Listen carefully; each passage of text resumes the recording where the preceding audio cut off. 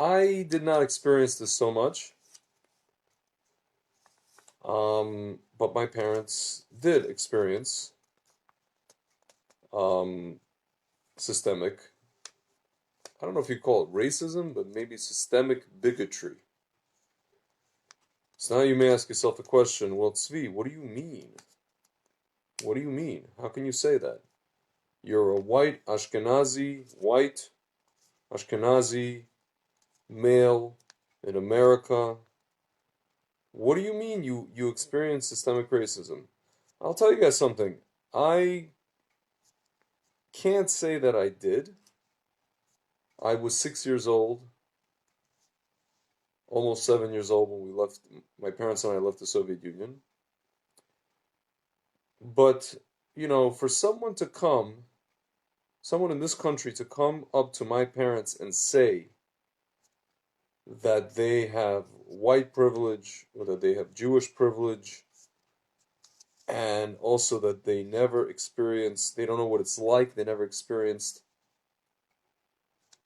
you know, let's say systemic. Also, I don't know, actually, I'll say also systematic, but primarily systemic, in their case, anti Semitism, or let's say bigotry. Um, these people will be making an ignorant statement. And you know what's interesting?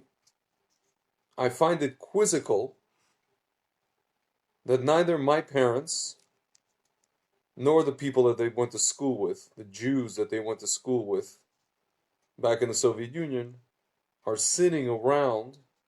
Not a one of them is sitting around and, saying, those Soviet bastards who are now the Russian and Ukrainian bastards, you know, they owe us reparations.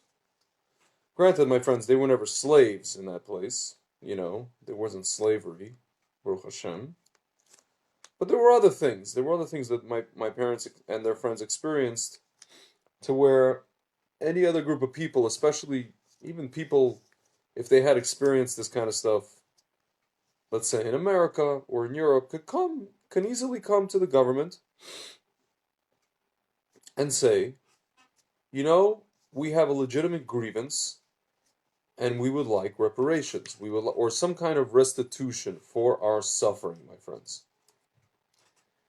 And you guys might be asking the question, Tzvi, I still don't understand. What are you talking about? Well, let me tell you guys. I'll tell you guys something. My father, he only started experiencing this when I will say, maybe left university. However, my mother didn't have such a kind of a fortunate path as my father, even though they grew up in the same city. She grew up in a different kind of realm or under different circumstances until they met each other in college. My mother, since she was a kid, because she was Jewish, she went to a very specific elementary school and junior high school and high school. Let's say elementary school, which went up to, I guess, the 8th grade or the 7th grade. She was, for being Jewish, just for being Jewish, my mother was beaten up by, you're talking about both girls and boys. You're talking, this is like Western Ukraine, so involve the Ukrainian Republic of the Soviet Union. So you're talking about like a lot of actually ethnic Russians who moved in, who were like the kids of, military people. You're talking about a lot of people who moved from, Ukrainians, but from Eastern Ukraine, who were like the Russian mindset. And also, I think Ukrainians from Western Ukraine. She tells me stories of how she's 8, 9 years old. She's a girl walking down the hall, and a boy, calls her Zhid, Pagani, freaking kike, puts out his foot, an older boy, and he trips my mom. My mom goes to me, you know how many times I remember just falling to the ground? They saw us Jews, with she had friends who were like, my mom was in a music I guess, department, or she, in the music school, and she had friends with violins, and they would see the little Jewish boy. Oh, look at that little kike with the violin, and they saw it, and they saw us as easy prey, and they would just beat us up. They would trip us. They would throw pebbles, rocks at them. My mother and her friend, girls, boys would throw this stuff at girls, just because they're Jewish. But see, I'll tell you guys, that was actually more like kids being kids, I guess you could say. Even though they learn that stuff from their parents, they don't just, like you guys know, like hatred is learned, right? Then you go further.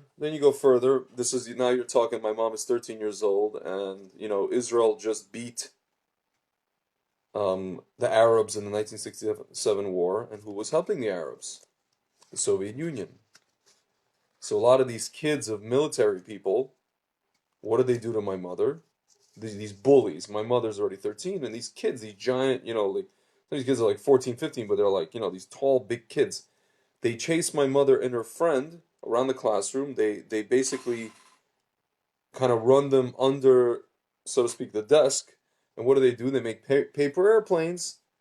A bunch of the kids make paper airplanes with like sharp points, and they pretend like these paper airplanes are like the MiG jets of the Arab army, which actually were the Soviet MiG jets, and they would say, "Aggressor, Žid, aggressor, Žid, aggressor," and they would throw these paper airplanes at my mom and her friend. Honestly, guys, it's not, it's obviously not something violent, but it's embarrassing, and the teachers let this slide. This is an embarrassing thing. It's embarrassing. And mind you guys, all throughout this time, my mother and her friends they're trying to get straight A's in school. Right? All the while, every once in a while, they had teachers who hated Jews. My mother had a teacher for Ukrainian language who hated Jews. So, and their exams are not these are not multiple choice exams. These are oral exams, subjective exams. And if the teacher didn't like what you wrote, or if the teacher looked at your face and saw a nose like this, and the last name Lieberman, my mother's last, maiden name is Lieberman, she just like, you know what, I don't like Jews, and I'm going to give you a B. Maybe I'll give you a C, a 4 or a 3 instead of a 5. How about that? Maybe I'll fail you if I feel like it. My friends, again, you keep hearing in this country about systemic racism. It's one thing to have systemic racism and then just kind of say, well, you know what? It's all the man's fault, and therefore I can't do well in school. It's quite another to have systemic racism and still do well despite that, my friends. And I'm not going to say anything further, but you see where I'm going with this. You see where I'm going with what I'm saying, right? So then my mother got to 8th grade. She was apart from being in school, she was in a music school, like a extracurricular, outside of the school. She was in a music school. She was one of the top students. She played the piano, my mother. And she wanted to go to this school. It was like a junior college to play the piano, to study to be a piano teacher. And she was told by the administration, well, listen, and they told her parents, my grandmother, listen, you guys have to pay essentially a bribe. You have to pay an entry fee, an entry toll, because you're a Jew. And you got to pay what, like 4,000 rubles, right? And my mother was just like, what do you, she told my grandmother, she's like, what are you talking about? I'm a top student. You know what? I'm going to try to get on my own merits, on meritocracy. So she tried out, and they said to her, Dora, sorry, there's no space in the music school. Again, the teacher took one look at the nose, the last name, the look, curly hair. My mother has curly hair. Sorry, we don't care if you're number one, so-and-so. My friends, we're talking about systemic bigotry. My friends, I'm going to keep repeating this to you throughout this video. Jews in the Soviet Union were like the blacks They were treated like the blacks were treated in America. However, they got straight A's. Despite all the stuff that I just enumerated to you guys, they got straight A's. Now I move on to university. See, I wrote all this down, my friends.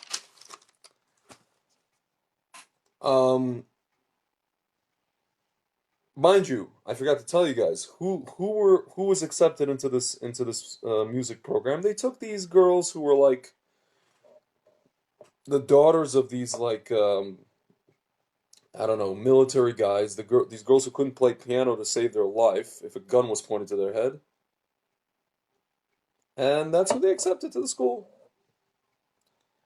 I'll tell you guys something. My father, in high school at least, fared a little better. He went to a different school than my mother, and it was full of Jewish kids, and their teacher was Jewish. It was a mathematics school, it was a magnet school, and they had a very kind of happy existence in this school. But once my parents got to university, things changed. You know, my mother tells me the story. Actually, we'll backtrack a little bit. She tells me a story when she was in high school. When my mother was in high school, she got 2 B's in her entire high school career. One was in physical education. Okay. Could be on her own merits or missteps, right? As this kind of frail Ashkenazi Jewish girl. And another B she got was in Ukrainian language. And she tells me the story of how this teacher would make her stand up. There was a part about in what they were reading about, I guess, Ukrainian history, how these workers were being exploited by their Jewish bosses. You're talking about in the time, before communism, and how they were yelling how they were going to kill the Jews. So this teacher, during that particular part of the reading, forced my mother to stand up and read that part. And as my mother read that part, the teacher had this smirk on her face, like, you little Jewy kike, reading about your own, the demise of your own people. My friends, again, you're talking about systemic bigotry? Then we get to university. My parents had friends. One of their friends, he entered a physics, what's called Olympiad, a physics competition. He was the number one, the winner in his age group, among seniors in high school in all of Ukraine, in the entire, you guys know Borat says, in all of Kazakhstan. I am number one physics guy in all of Ukraine. Very nice, right? And then this guy was technically the number 3 physics guy in his age group in the entire Soviet Union. My friends, you guys know about the science programs. You want to talk about STEM. Where did Obama get his STEM obsession from? It was from the Soviet system. You're talking about math, sciences, these kind of things. Biology, physics. This guy was a number 3 physics dude in the entire USSR for people coming out of high school in terms of knowledge. And he was told, man, just stay in Lvov. You'll be able to go to Lvov Polytechnic and you'll be a star, and we'll see what happens. He's like, no, I'm gonna go to Moscow, and I'm gonna try to get into Moscow State University, which was basically the Harvard, or I don't know, the MIT of the Soviet Union. I'm gonna try to get into the physics department, and lo and behold, my friends, this guy he went there, number 3 physics person in his age group in the entire Soviet Union. He shows up in Moscow State, and my mother tells me what did they do to Jews in Moscow State at these entrance exams. They took all the Jews who were applying, and they literally brought them into a separate room, a separate classroom, the Jew examination classroom. And whereas non-Jews, they would give you an oral exam for maximum, I don't know, 2 hours, and they gave you, kind of the standard questions for your level, for your age group, for your whatever it was, right?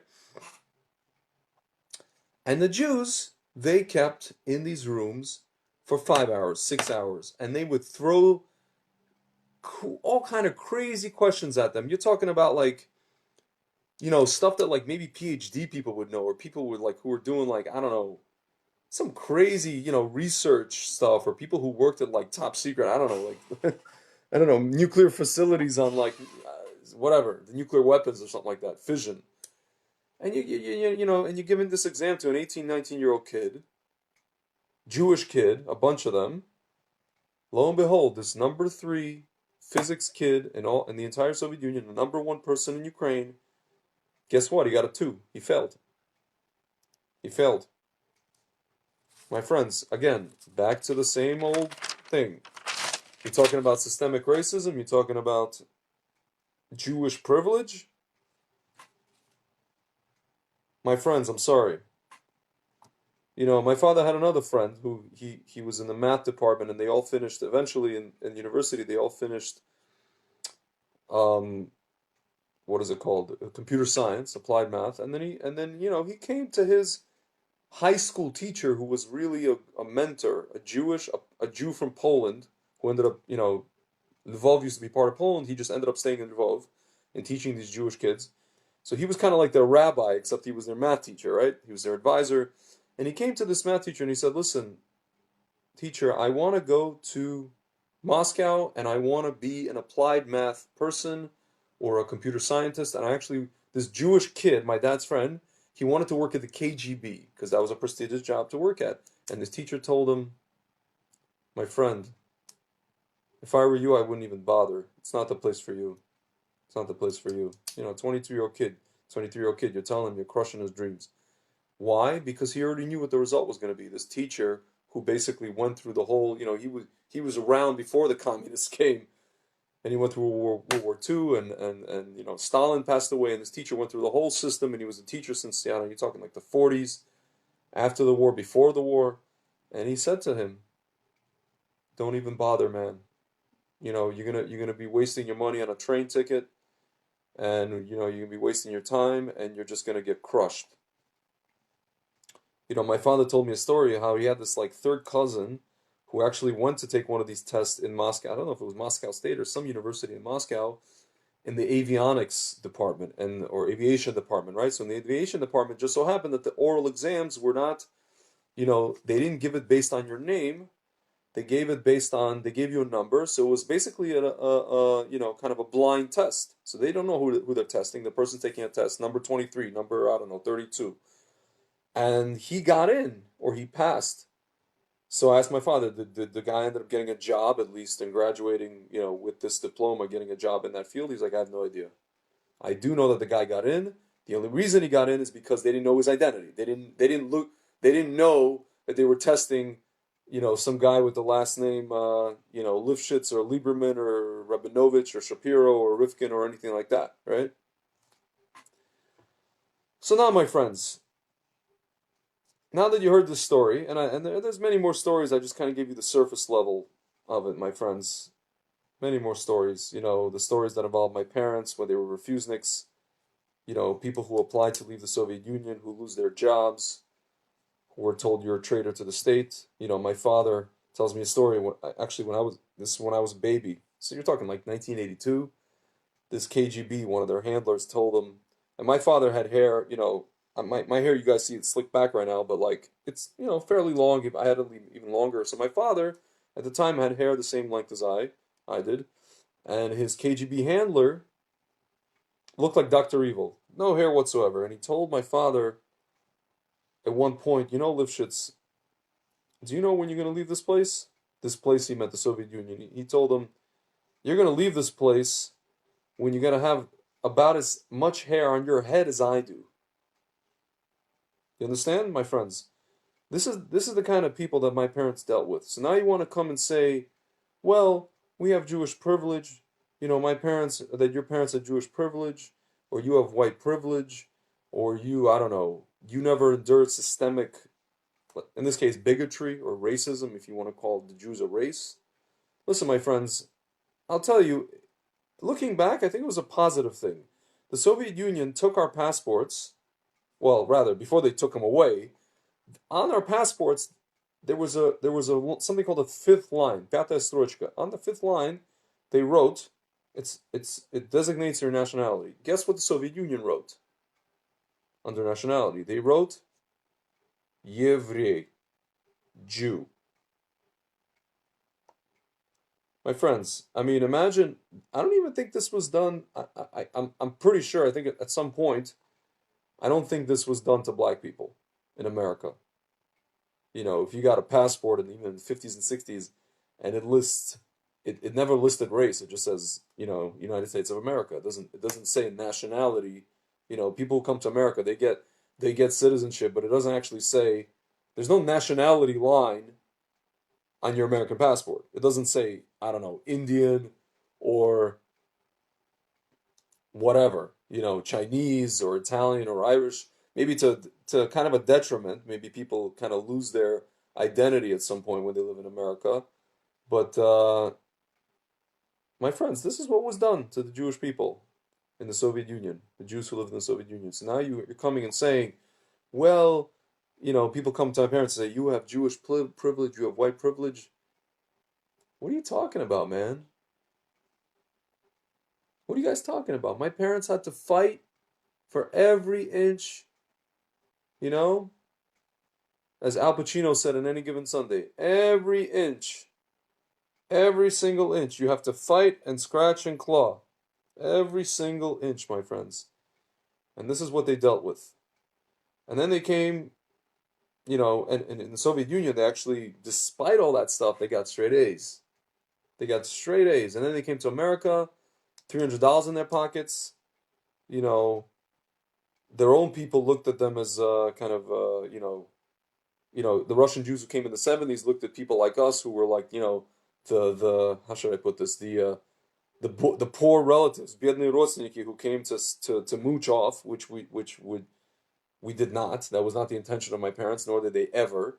I think my parents were one of the few people that were never ever on welfare. A lot of people came to America and from the Soviet Union, and I don't know, they stayed on welfare for like 6 months. Some people stayed on welfare for a year, 2 years. Some people actually exploited the system. They had cash jobs and they still were on welfare. My friends, my parents made it a point, and I'll tell you guys a story related to that. Made it a point to not be on welfare when we came to America. They looked for jobs. They did whatever they could. My father said I was ready to do whatever I needed to do. He remembers, he told me he went to the office, and there was actually an African American lady who said his last name, Lifshitz, and all these people laughed.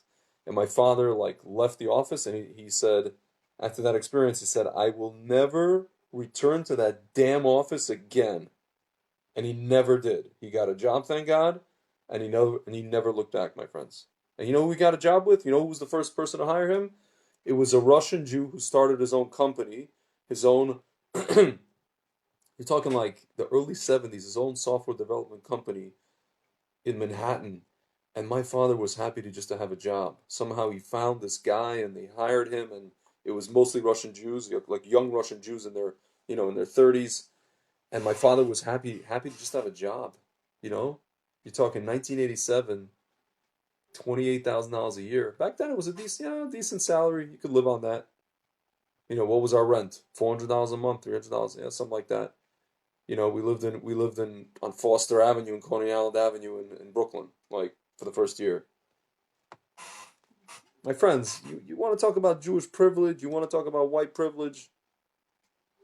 In the words of Damon Wayans from In Living Color, homie, don't play that. Homie, don't play that, my friends. You're barking up the wrong tree. You're barking up the wrong Jew.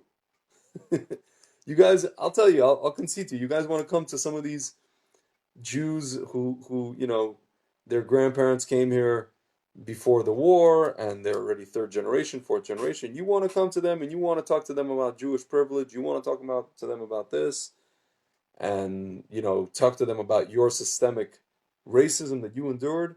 My friends, you want to come talk to me about that? And all the more so to my parents. You got the wrong guy. You barking up the wrong tree, my friends. Wrong address. You know what I'm saying? Sorry. So, but my friends, listen, and so I hear this stuff from the African American community. I'll tell you guys something.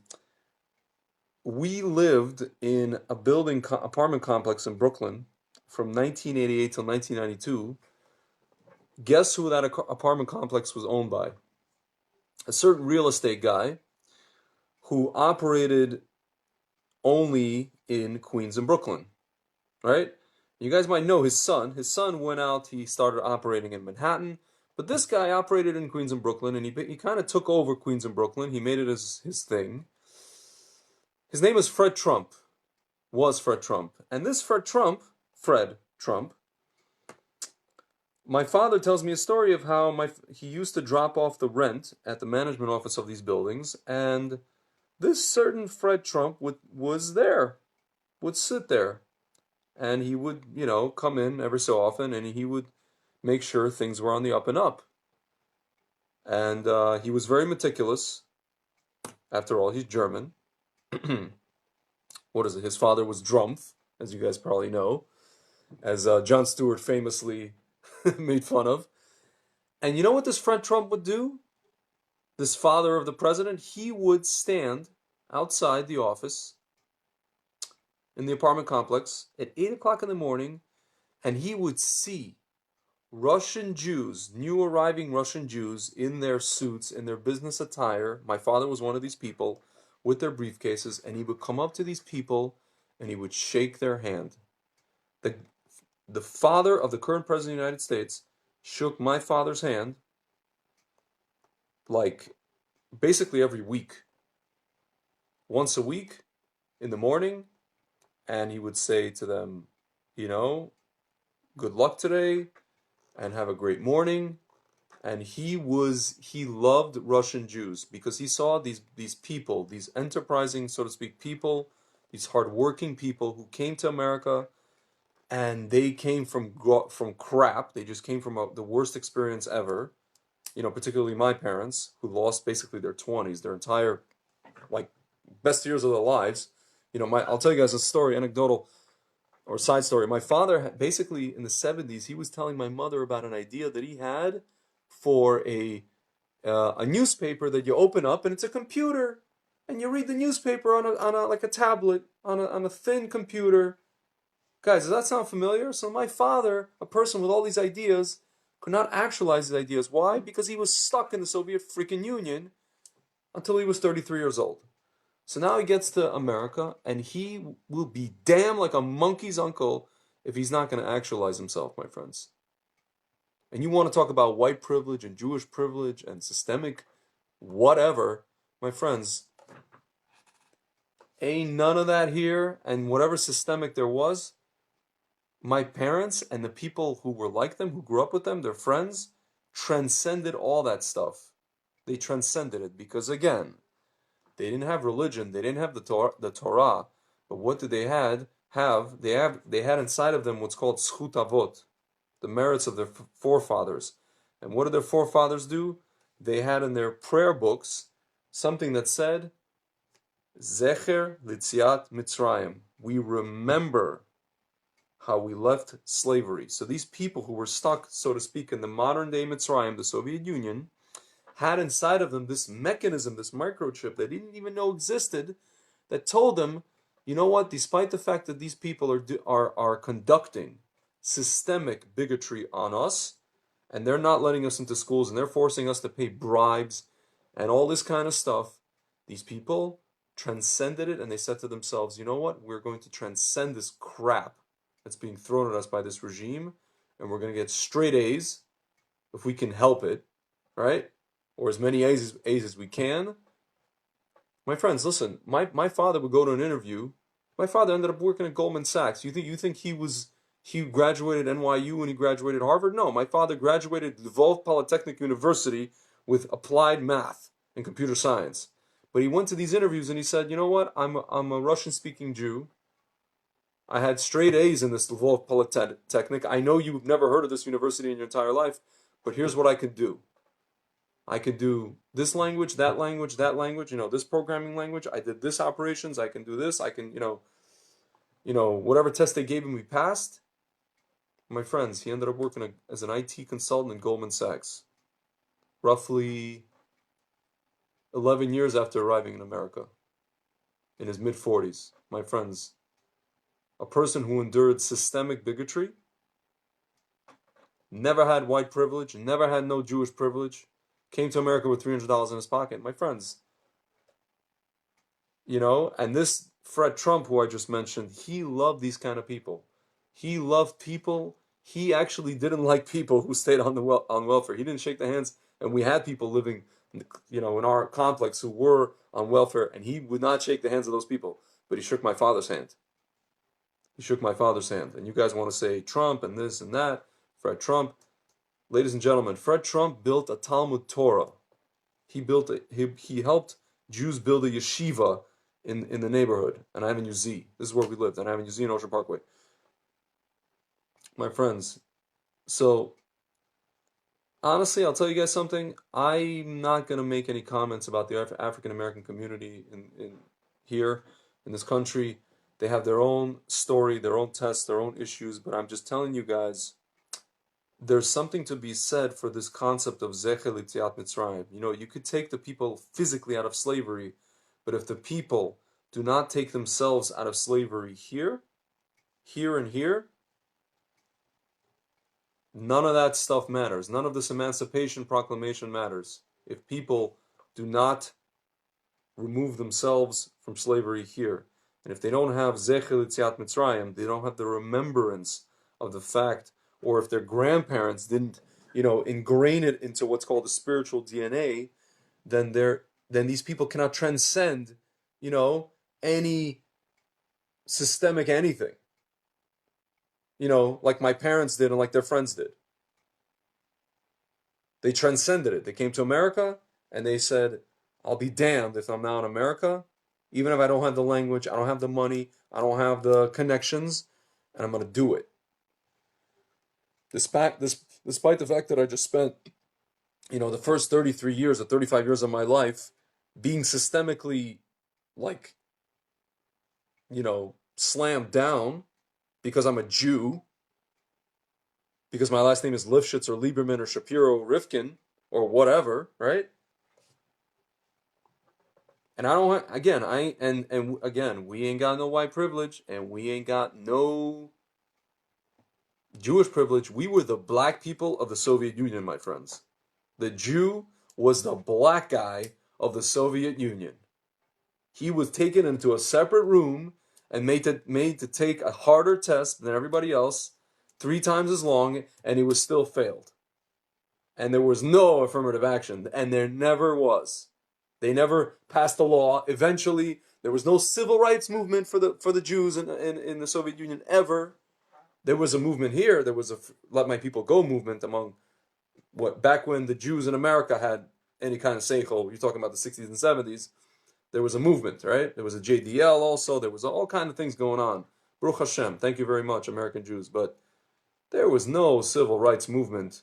Nobody fought. I mean, I'll tell you guys something. There are people that did try. There were dissidents. There was a movement. It was underground. People went to prison. People not hijacked. They tried to steal airplanes to fly out of the country. That's a whole other story. There were people. Natan Sharansky, sat in prison for 7 years. There were people, but these were nobody was marching with them. Here in America, the Jews marched with the blacks, 60s and 70s. Nobody marched with us. Nobody marched with us. And we didn't even get to march. We sat in basements or in secret rooms, and then you have reading Hebrew and reading the Torah, some of us, and then all of a sudden you get a knock on the door. Hey, Zhid, what are you doing? You're going to prison for learning Hebrew. Why? Zionistic activity. Yeah, my friends, Zionistic. So, by the way, I just want to tell you, all you guys, some of you from people, right, against Zionism. I have a rabbi who I'm close with, a black hat rabbi, and he was arrested in Moscow, or almost arrested in Moscow. His rabbi was arrested in Moscow for, for Zionistic activity. So next time you scream about Zionim or Zionist, okay? Go talk to this rabbi, my friends. Ain't nobody marched with us. Ain't nobody marched for us. There was no civil rights movement. There were no laws passed. There was no Supreme Court passed things in the Soviet Union. We just eventually got the hell out of there. You know? What do they say in Team America World Police? Take your weapons of mass destruction and get the hell out of here. We took our suitcases, our $300. We paid our bribes to the KGB, 10,000 rubles, which was equivalent of like basically $10,000 per person. You know, my parents paid what, $5,000, 5,000 rubles for me to be able to leave. I was a 6-year-old kid, and that's it. They took away our citizenship. When we got to, we had to go through Austria and Italy. When we got to America, our documents said stateless. Imagine being a person, you are stateless. You have no country. You are stateless. It sounds like a physics term, stateless. You know, this element is stateless. It exists in no state. It's not a liquid, it's not a solid, it's not a gas. It's stateless, right? That was the Soviet Jew, my friends. White privilege, Jewish privilege? My friends, homie, don't play that. So do not come to us with that noise. And if you want to talk about systemic anything, we transcended it. So the African Americans who are watching this, if you want to learn how to transcend systemic whatever or perceived systemic anything, come talk to me. Actually, come talk to my parents and they will teach you.